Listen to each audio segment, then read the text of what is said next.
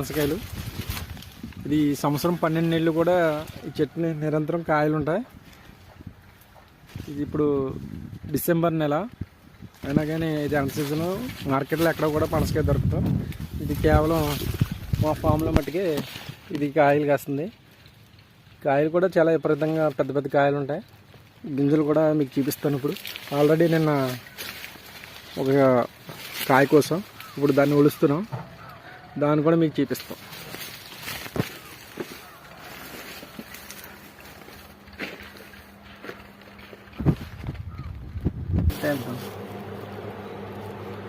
ఆగండి, 3 రోజుల కిందట కాయ కోసం ఇది చూసారా కాయ ఎంత బాగుందో. మామూలుగా అయితే మార్కెట్లో దొరికే పనసకాయ ఎంతలా ఉండదు. కాయ తొనలు ఎక్కువ, కాయ తక్కువ. చిన్న కాయ అయినా కానీ తొనలు